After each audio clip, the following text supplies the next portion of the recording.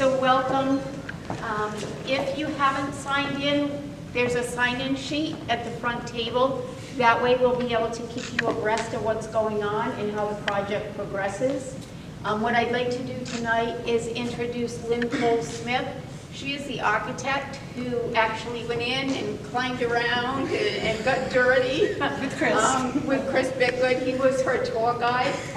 So tonight, again, I'd like to introduce Lynn. She's pretty much going to run the program. So I'll let her explain to you why we're here tonight and just collect information. So again, Evelyn Cole Smith.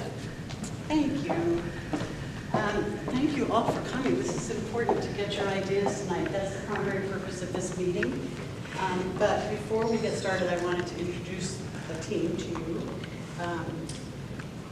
The Town of Plainfield and the State of Connecticut Department of Economic Development have provided the funds for the grant, which is funding our study of the building.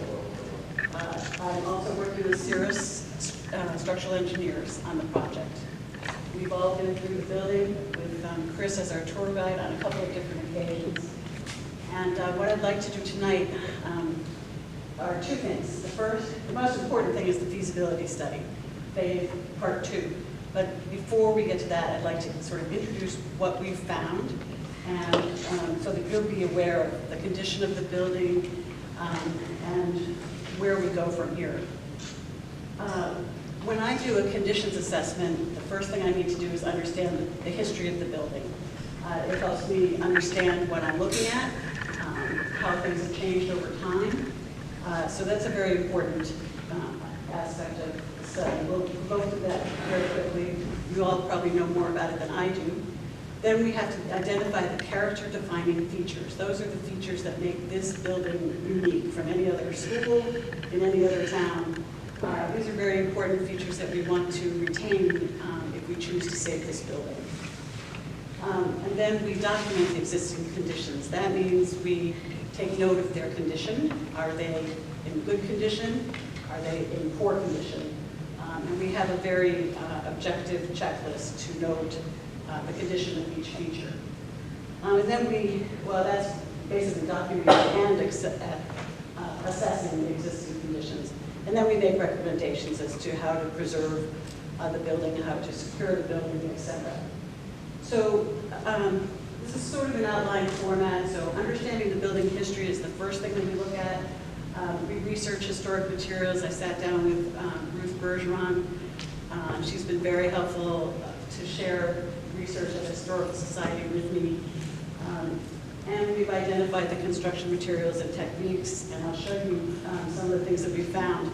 As you may know, the Central Village School housed the high school up until 1923, when the high school was built. This is a photograph of the school under construction in 1923.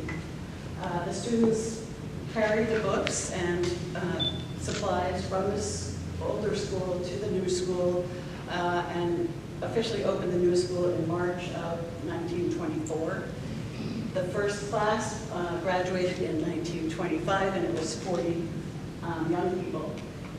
You can imagine that the town took great pride in this monumental educational facility. I mean, it cost $175,000 to build in 1923, and it had state-of-the-art facilities. It had science labs and home economics classes and stenography rooms and business courses. And it was just very progressive if you think about that old wooden schoolhouse that had previously served the community.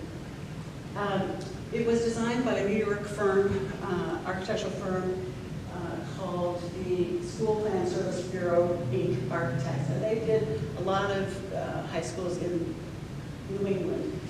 You can see a similar school in Plainfield, Connecticut. It looks very, very similar. And you'll see it looks further similar. I'm going to show you a few things that changed over the course of time. Some of Bruce's research, I found this photograph, an aerial photograph of the school, probably because now we have trees. But you'll notice that it has a parapet around the top and these beautiful pediments over the end pieces. Those have been lost over time, but those are what I would call character-defining features. And you'll notice the roof lines, how they've changed over time as well. The parapet has been lost in this photograph, a new flat roof, and a new hip roof has been built over this flat roof area. I'm not entirely sure why, so if anyone would like to enlighten me, that would be great. So some of these photos are just priceless. I love these disembodied basketball team in 1930. But these photographs help us to understand what the school looked like back then and how, if we are to rehabilitate it, what we might want to do to bring it back. The windows here, you'll notice, are double hung divided light windows. Right now, the windows are steel awning windows. So again, now we're talking about character-defining features. These are those beautiful pediments which are now gone, as is the parapet. And you can see just what a difference kind of the massing made to have that parapet there. But there was a reason for it, probably, it was probably leaking and it may have cost too much money to repair it. So some of the other character-defining features is beautiful brickwork in the panels on the ends of the building. There's lovely stone water course and granite foundation.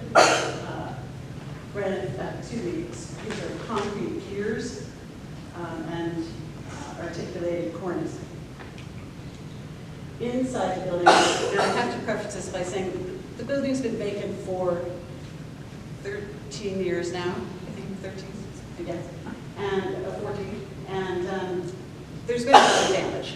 So an unheated building, plaster falls off the walls. Water has gotten into the building, so finishes have been damaged. But underneath it all, you can explore and find some of the unique features. So this is in the cafeteria area. It used to not have a dropped ceiling. It used to be a very high space. And these are clear story windows above the lower floor windows that are now open. So, that's a very interesting element. And as is the coffered ceiling up here that had theater lighting in it. You can see all these little light bulbs all around, these coffered ceilings. I mean, it was, quite the place. And in the corridor, there are beautiful wood columns, which, as you enter into the building, you see these at the entrance to the cafeteria and auditorium area. This is building back in at some point in time. And you can see the wood doors into the cafeteria with the wood transit windows. And above this, you would have seen windows. Here they are boarded up, but from the second story looking into the building. So those, again, are character-defining features that you might want to consider bringing back depending upon the uses that we determine. Another fascinating thing to me was the auditorium and the gym up on the upper level in the back. There was a shared stage a little bit here, and then a folding wooden paneled door that closed the two off from each other, but left a little bit of stage out in the auditorium. However, if you opened the door, it was all, as they say, you could fit the entire school on the stage. So, that's another kind of interesting feature. This is the entranceway, transoms and side lights, no longer there. Whoops, excuse me. Pointing the wrong thing. And the gym windows are interesting. They are original, but one of the few remaining. There are some murals that still remain in the building, which should probably be saved if we can do that. I think that we can. And if we can't save them directly, we need to make sure that we photograph them I think they're painted on surfaces that can be removed from the plaster walls. The floor plan features are also character-defining features. For many of you who went there, you recognize that the cafeteria and the steps up to the upper cafeteria or the old gymnasium. And the classrooms, these were the home ec classrooms on this side and the agricultural classrooms on this side. The library was over here early on. I know things have changed, and I forgot to ask my question. How many people went to this school? Quite a few. And had parents who went to the school, or grandparents, or, yeah. So there's a lot of memory here, and the uses changed over time. We know that there was a new addition, a new high school built in 1961 onto the rear of this high school. That has since been demolished. The decision was made to retain this school so that it could be reused, and as the timeline goes, as you know, it had been sold to a private developer without success, so now the ownership has reverted to the town, and that's why we're here tonight, to try to determine the next best use for the building. So then we go into the building and we, as I said, we look at the condition of various things and see if we can save them, the exterior of the building. But I have to tell you that overall, this building is built like a tank. It was a type of construction back in the 20s that was known as fireproof construction. It is a concrete frame with brick and terracotta tile exterior wall, so nothing burns. The walls are all plaster. The only wood are the doors, and there's a strip of wainscoting and the windows. And so it was a thing of beauty in its time. But there are things these days, you'll notice the windows are a little bit of a reference to the past, and that these heavy mullions are still there, but this roof line is all new, the parapet having come off. There's a major hole here that is now allowing water into the building. You know, we talked about repointing and light fixtures, and you know, there's quite a bit of work to be done. But this picture shows you the structure, the concrete structure. This is plaster ceiling, which has come down, but that could be replaced easily. These are the corridor walls. They're made up of terracotta tile and with a plaster veneer. The plaster has failed, but the walls are still solid. A lot of the 1960s improvements, the ceilings, et cetera, have failed. The flooring has failed with moisture, et cetera. But those are cosmetic. So the building is really quite viable. Again, some of these are on the third floor. Conditions are a little bit better up there. So then we're going to ultimately assess the conditions in terms of the uses that you come up with tonight. Are they structurally up to the task of the new use that you might suggest? What kind of envelope improvements do we need to make to meet energy code, i.e. insulate the shell, better windows, those kinds of things. And code compliance as far as sprinkler systems, egress capabilities, those kinds of things, as well as accessibility compliance. Some code things we will have to work around, be creative. This is the original doorway. It's a double doorway, but it's not wide enough according to current code, which is why this single doorway was put in. So, you know, there are trade-offs, but I think we could probably do better than that doorway when we do the restoration. And then we will recommend treatment priorities based on not probably being able to do all the work at once. But the first recommendation is going to be to mothball the building. It has broken windows, it has points of egress for water and wind and birds, etc. So we need to mothball the building if we want to save it. Okay, Now, part 2 is the feasibility study. That's why we're here tonight. This is the start of thinking about new uses for this building. Engaging the community. This was an attempt to bring in your thoughts and ideas and get them on paper, and then we'll go back to the drawing board and see if your ideas are really suitable for this building. As you can see, it does have some very particular spaces, i.e. the cafeteria and the gym space. They're big, high spaces. They might not be appropriate for housing, but I'm sure we can find some other appropriate uses for them. So we'll look at the reuse options, and you will have a chance to express your favorites later, and we will then look at the 3 most favorite options and look at the financial implications of those and funding strategies for those options. So why reuse this building? I think that's the first question. I'm assuming that most people here want to reuse this building. There probably are other things that could be done with the vacant site right there next to the school. But I think that this building does have potential for supporting a variety of uses as it is. Plainfield has a lot of very historic and important buildings, this being one of them. It's a way to attach to our past and really look towards the future with a firm basis in the past. We need to be able to retain the sense of community, and this building is surely one of those buildings that does that across generations.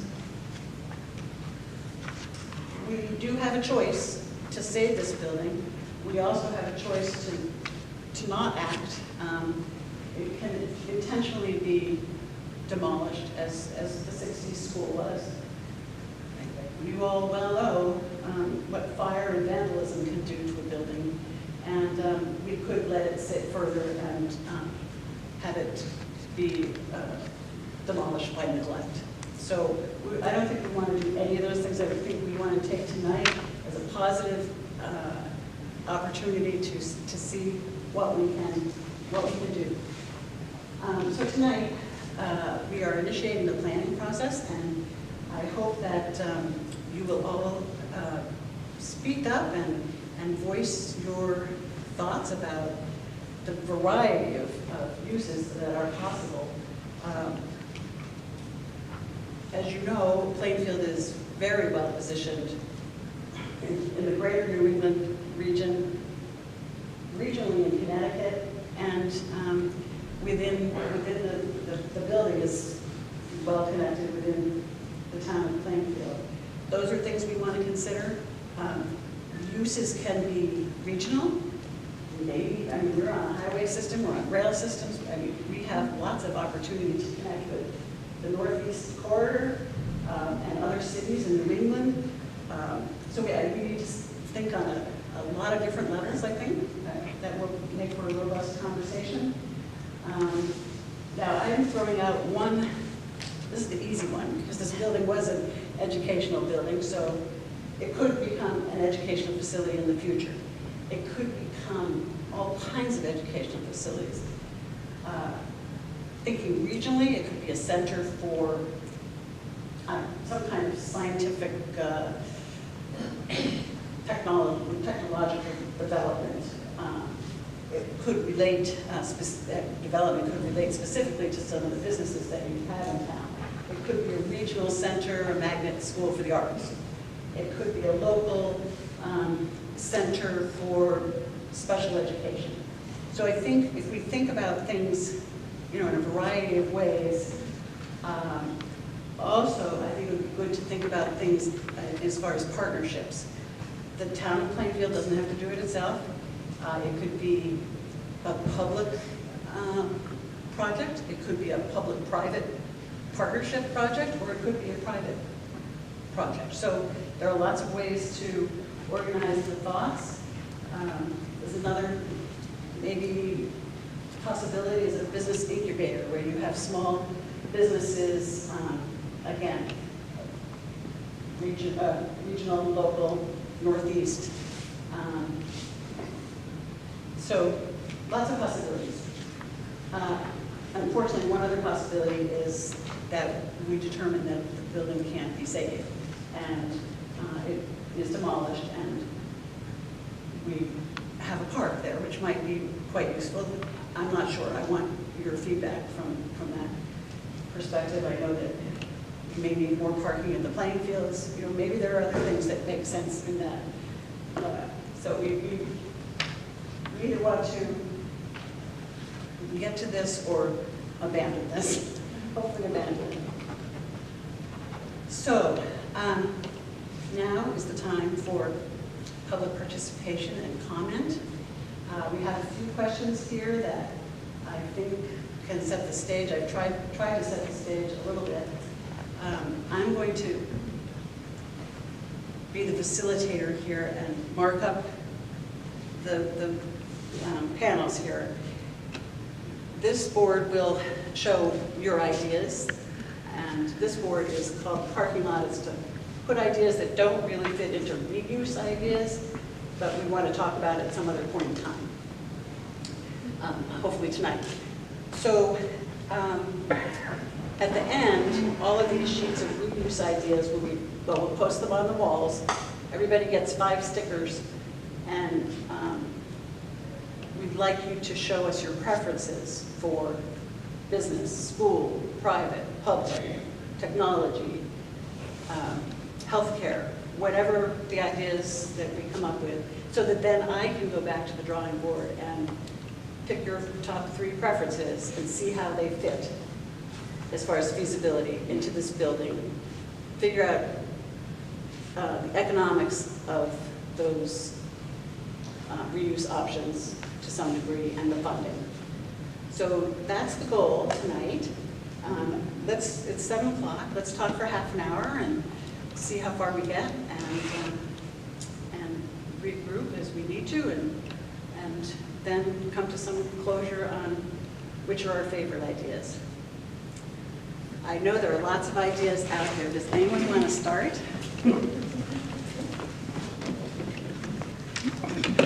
What do you think about the school life? Oh, I'm sorry. Well, as I read my AARP magazine over a course of time, I see a lot of schools like this are used for senior citizen housing and assisted living. I can envision the cafeteria where seniors would go for their meals, and then you have the stage for gatherings. I've seen pictures in magazines of these old buildings with senior citizens, maybe their bedroom or their apartment is in their old English class and things like that. That has always appealed to me, and I think we have a lack of senior citizen housing in this community.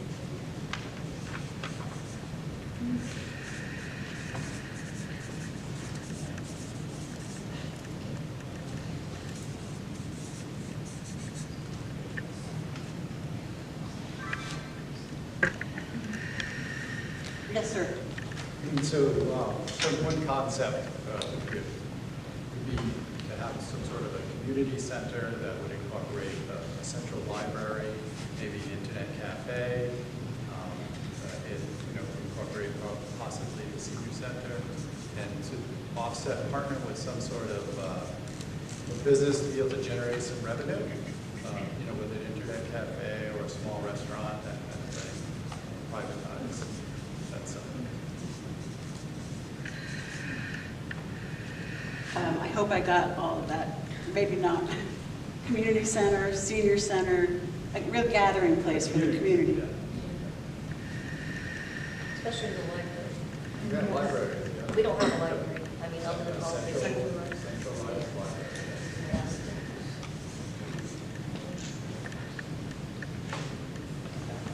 Yes, sir. I see it as an educational facility, technical use, where they partner with industry and bring industry into the schools and keeping the students use it as they get in with internships, and they actually benefit from it because the people that you bring in, they bring in their equipment. And I personally taught in a technical school, and Icon Office Solutions brought in $2 million worth of equipment, and it's at no cost to the taxpayers. It's really beneficial to the students, to the community, and just to everybody. And then those kids go out into the community and they use what they learned, because they learned it from the real industrial people. So it's really a foundation for the whole community to build it up for the kids.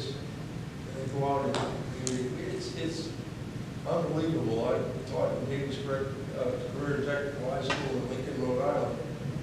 And people go into that school and they look around and they go, this is like a junior college, and it's a high school. And they have Icon Office Solutions. They did have them in there. They're no longer there. DuPont, Midas Buckler. I can't remember all of them.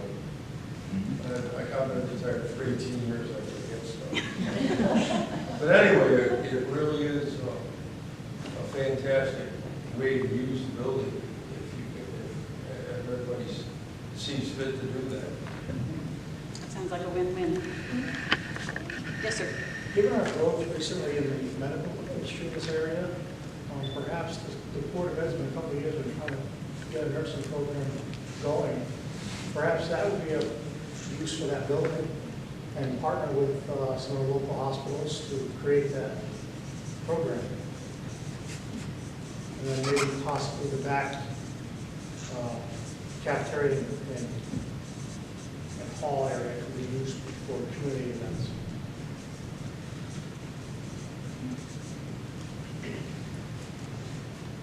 Yes. A hub for connection, where our boards and commissions also could be there, that people are easy to connect with us. The community could easily connect, whether it be an advisory or regulatory, so they could see more of what's going on with the town and maybe help get them more connected with the town. So kind of like a hub for connection for our town, for the community. So, community Reach out, outreach center, kind of? from our boards and commissions on our town. They can connect with us more to know what's going on. So you don't want to use the data for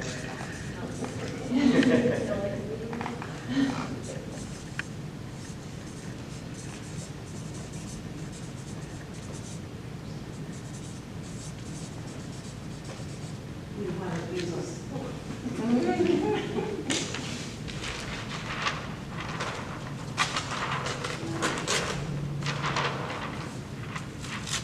Good job, we're on page 2. Yes. I like the idea of the community building, but I would like our community building to be here in our town hall, move to that location. I think it works better. It consolidates everything on a much better scheme because our pool is here. Trying to have meetings in this building downstairs when the pool is open is very difficult to hear sometimes. And it's kind of hard when people are coming to find your town hall and it's like out in the back. Or on Route 12, it would be nice.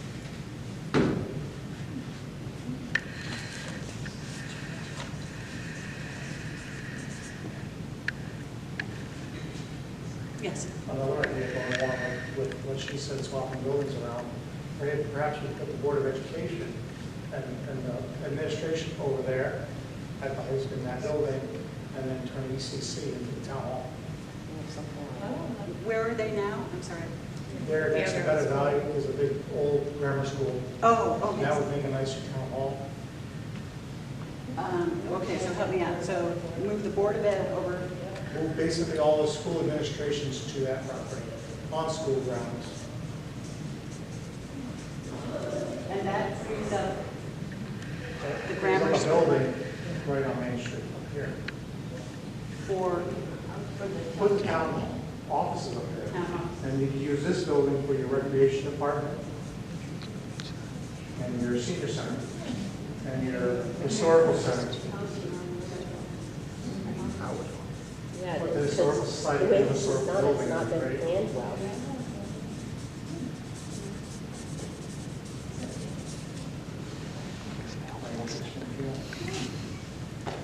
Yes. Yes, as you mentioned, the Historical Society also, we're in cramped quarters right now, and we're taking in more and more collections as we grow. So you need space either indefinitely or folded in somewhere.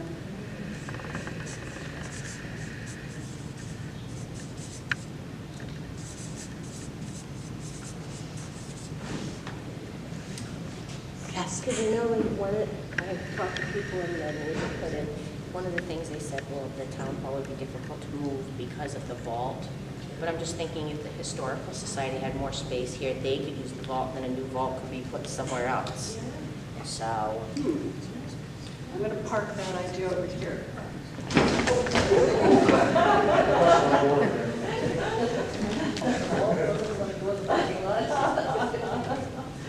Yes, okay.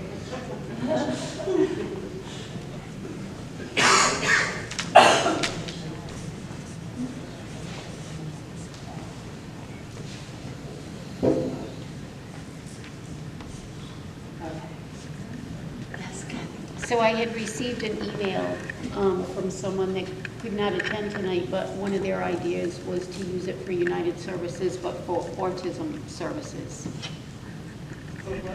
Autism.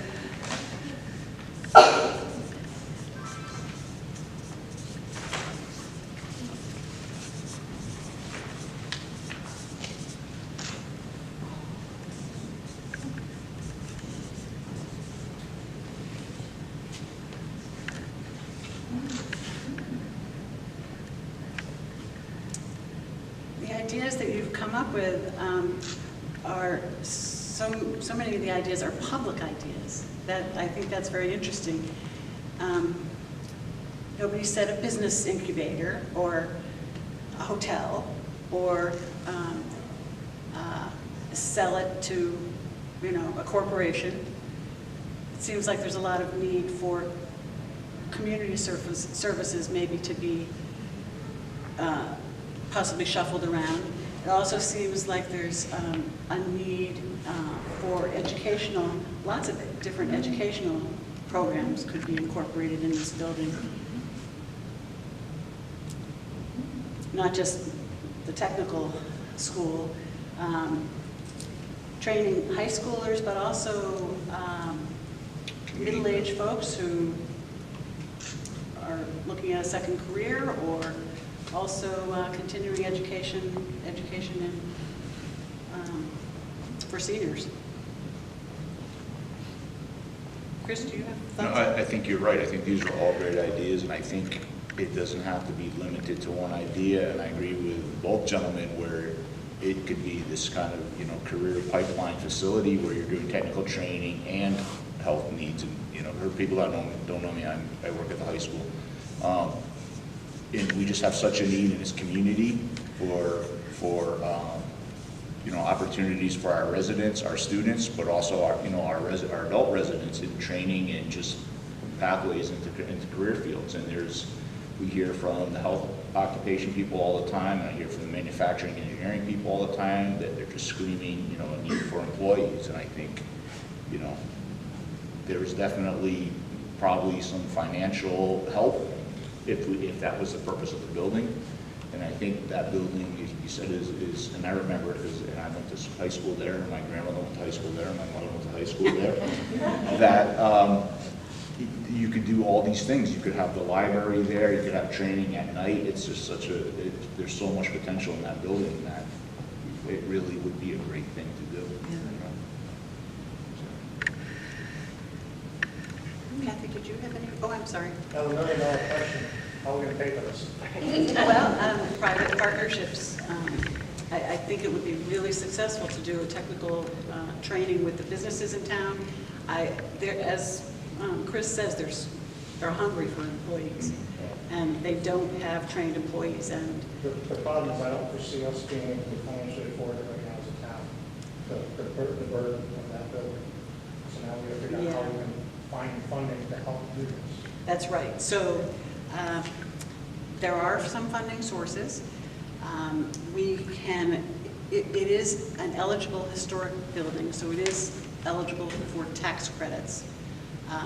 For municipalities, I believe the tax credits are sold to buyers. I think Eversource is the main buyer these days, but and there are partnerships with other businesses who might want to invest in this building. These are things that we need to explore once we hone in on an idea. Who are the funders? Who are the people who will be interested? I think there are potentially brownfields grants that will help us clean up the building.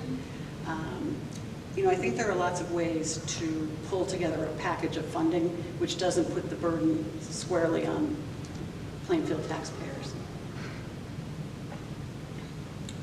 Yes, sir. What kind of a burden is going to be on the taxpayers? Well, it depends on the use, and we're going to map out several uses. And at this point, I'm not prepared to speak to that because I have really no idea where it's going. I can understand all that.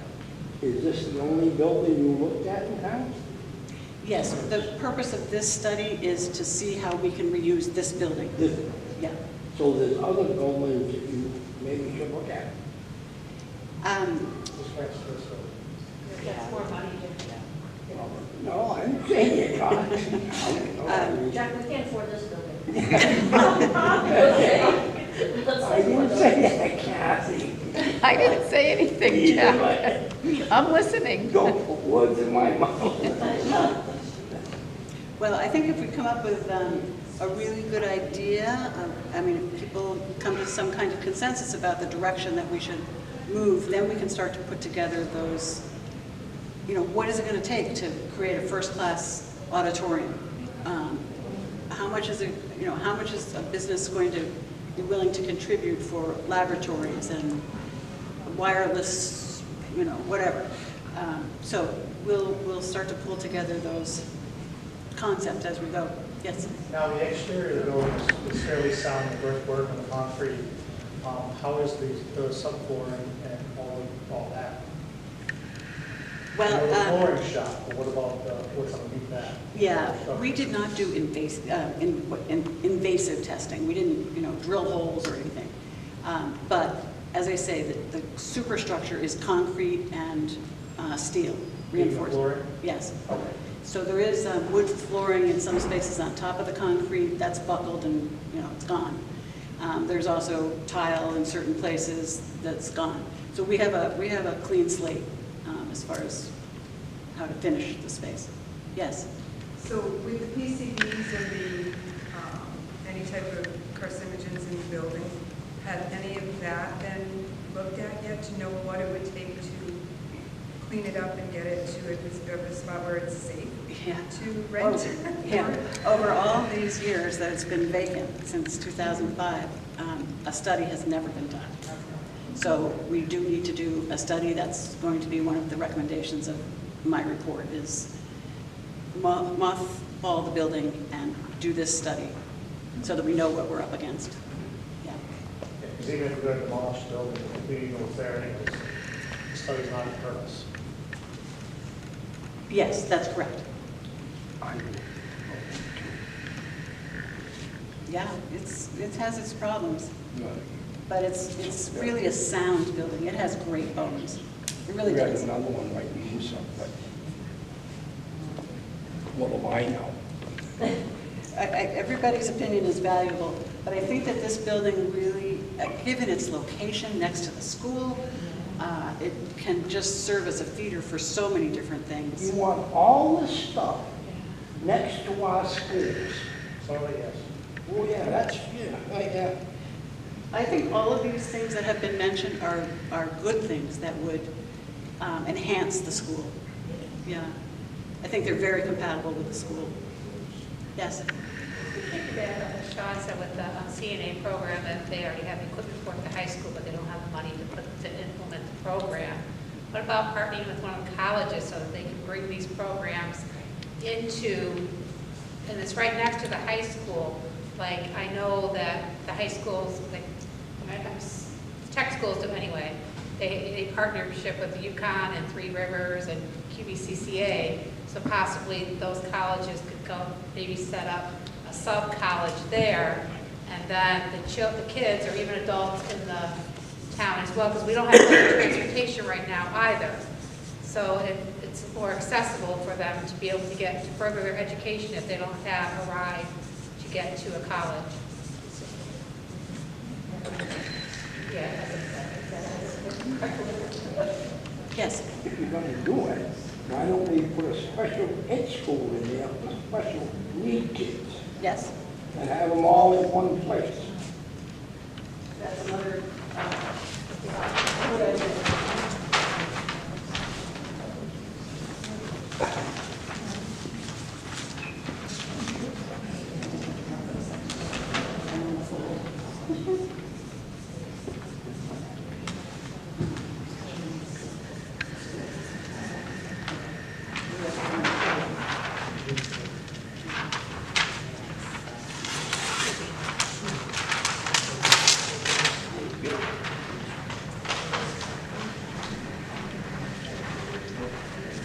I like that page 3.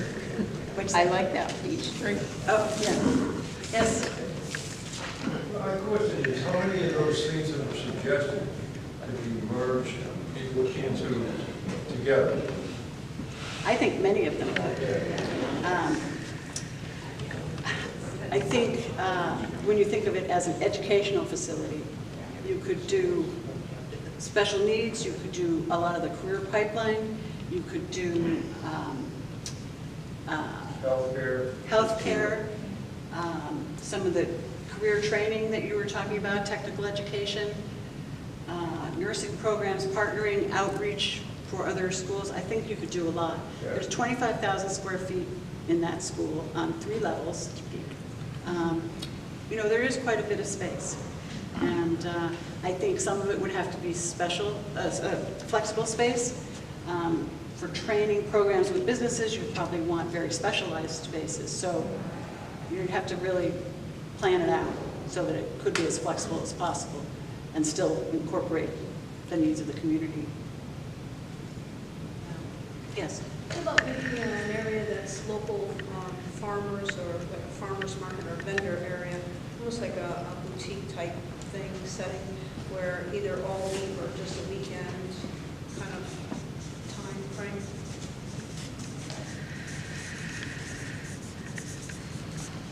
Farmers market, local produce, it could be an incubator for in the town.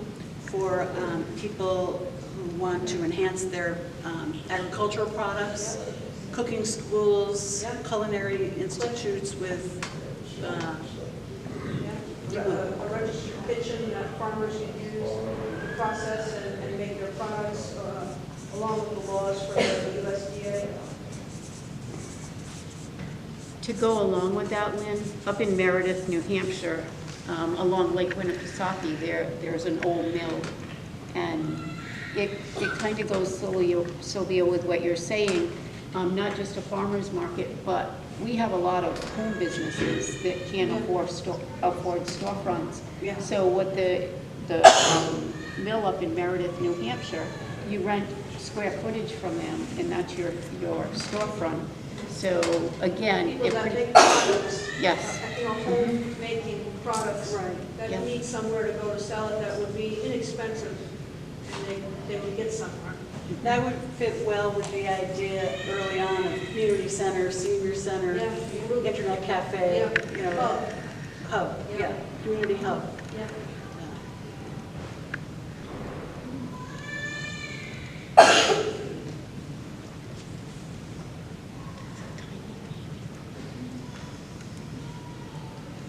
How do I phrase your last thought about, Business incubator, still, okay. small businesses.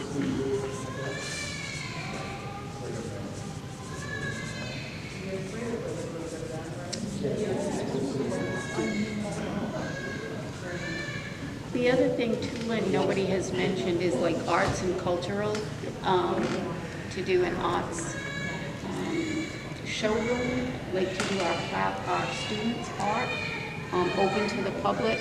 There's places, Chris, maybe you can explain it better than I can, but it really is a place for arts and culture. And that's something that our community doesn't have. And if we're going to try and keep the younger generation here, those are things that they're looking for. Yeah. Great ideas. Question, is it possible that it can be used for both private and public? So we wanted to move our education administration to that building, and it's not going to use the whole building. Could we still use it, you know, portion it off like that? I think that there's opportunity to do that. And I think maybe that's one of the ways that financially it works. You have that great auditorium space. Maybe local businesses have a convention or some kind of get-together where they need a larger space. I don't know. There probably are lots of ways that you could rent out that space, especially if it has community artwork and if it's a show place where people really want to be. I think you could do that. Yes? Daycare. Daycare.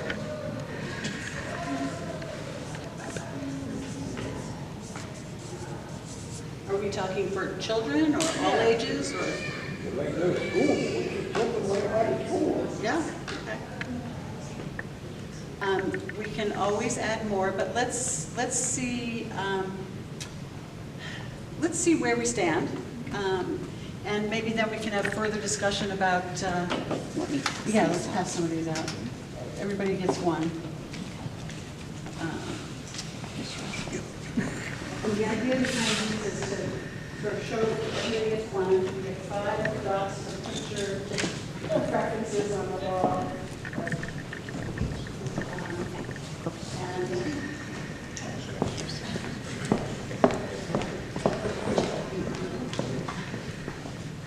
And the rule is only 1 dot per idea.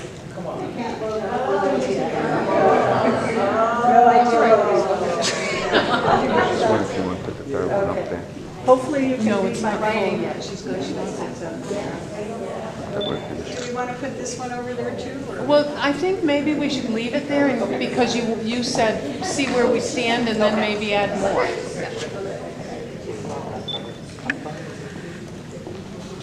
So feel free to take a break and mosey on over. Don't forget there's a board here too.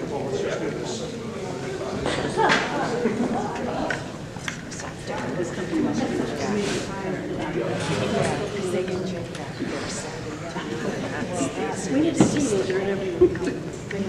Yes.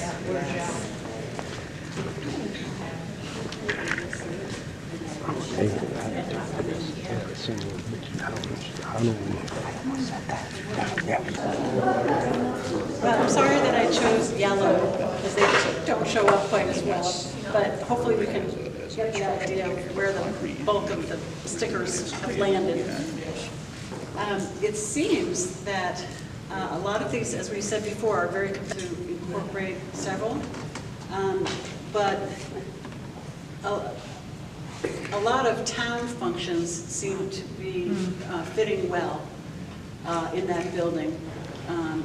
Using it as a community center. I don't know. I'd have to really explore to see how much space the town hall itself needs in that building. Would it take the whole building?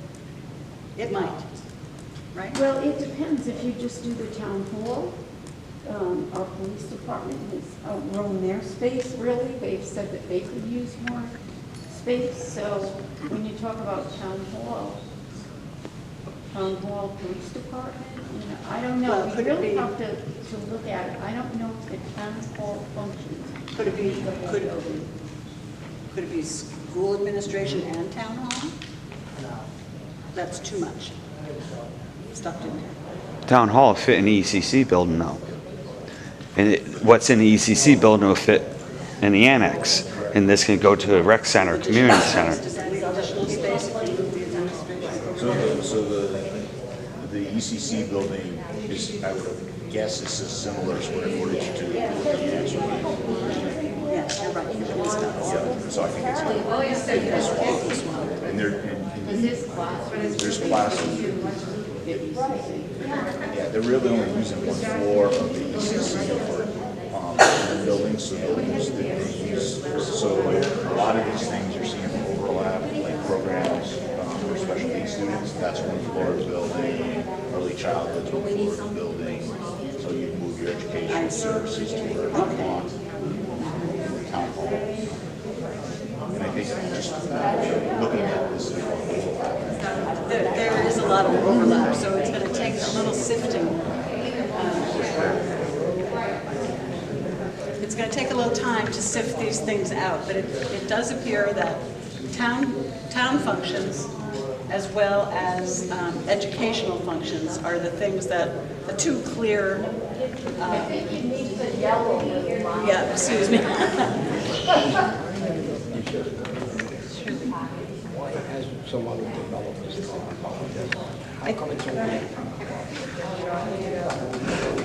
We might be able to speak to that.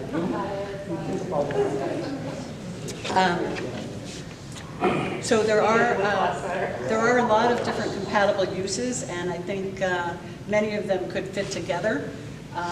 There also seems like there could be a bit of a juggling act if the Board of Ed, for instance, and some of those programs go over to the Annex building and free up the ECC building for town hall use.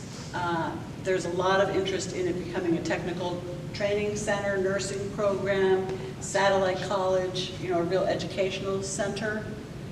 So those are two things I would clearly look at. And I think I would also look at it being a town hall, library. I think there's great interest in the library as well. It needs a new home. And historical society. I mean, you could mesh a lot of things there. And, if the town hall were over there, you could bring so many of those other programs back to where the pool is, the rec department. There's a lot of juggling that could happen. But let's hone in on those three town hall functions and other compatible functions. Educational functions, including career pipeline, technical training, nursing programs, etc. And the school administration and other educational programs. If you move the library into that building, put the historical society goes in where I like it. No, you can't. If you decide that goes to the library, it goes back to all the old shit. Didn't know that. But Kathy, would it be possible, The way I if this was brought back to just a community center and a town hall moved somewhere else, would it be possible to incorporate like the senior center here, and then maybe where the police department is having issues, they could go where the senior center is currently? And that's one of my ideas. I just don't know square footage, like compared to the police department now, because they are 2 floors They're and looking going for to the storage, senior. to store items if they needed a new garage, because I asked them what that garage was for. He said it's because they needed to cover the items that are recovered. Yep. And to keep them in the shape that they got them in, and they don't have that. Yep. So I think if you move things around, that could be a possibility for them We as just talk about well. like cars and stuff too. A lot of good ideas, though. I just think that there was a good idea. The business that use that, we can put that or something like that.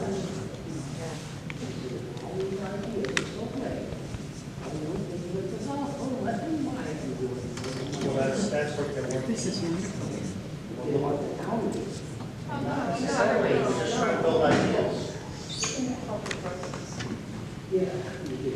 So then I have to ask you, do you think, like I know you've done this before with other projects that you've worked on, have you Well, I mean, I know you put it, but you have other ideas too. That's not our responsibility. I really think, well, I do think that the educational functions make just so much sense. Is it because that's how it was used originally and like the, not just the structure of it, but how it's laid out maybe, or? Well, that's part of it, but I think in this town, in particular, getting more people in the loop and engaged and employed.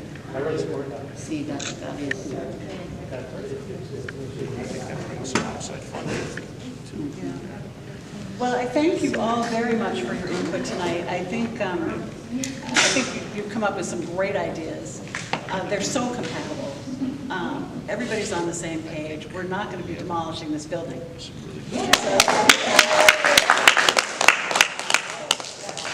So the next steps are for you to go back and develop the 3 reuse scenarios that you've really spoken about.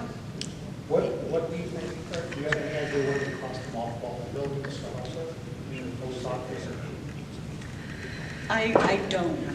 I don't know. But I really do I think assume mothballing, that would say we have to seal the roof. we've got to repair the roof, And please. then we have to seal all the windows. So, I mean, so basically, Lynn, what you're talking about for now Yeah. is putting plywood over the hole in the roof and plywooding the windows. So basically what we need to come up with is a cost for plywood. How much do we need? Yeah, I mean, I can figure that out as part of the next steps here, so we'll have a number of. But the roof is critical, the water's just pouring Yeah. in. I agree, I understand. Yeah. And we got to seal the windows and the panels. Yeah, yeah. I mean, the town didn't expect to own this building again, so, you know. It should have been boarded or sealed up better when it was a C-stop roof. Yes. And we should have done a better job maintaining it.